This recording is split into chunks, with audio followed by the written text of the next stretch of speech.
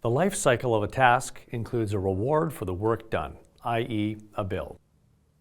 In many traditional ERP systems, sales price formation with massive price lists takes so much time that several cups of coffee are consumed before the final price is found.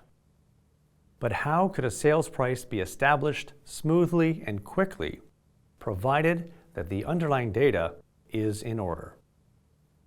Let's take an example. It has been agreed with the customer that Onninen's RRP price minus agreed discount percentage will be invoiced for products in a specific product group.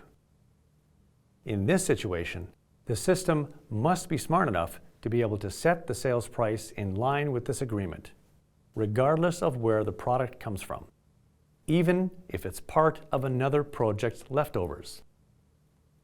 Another example.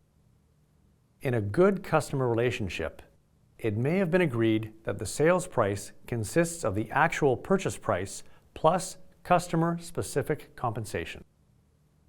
There are countless variations, but everything can be automated if the system is built to support smart pricing, and BSM is.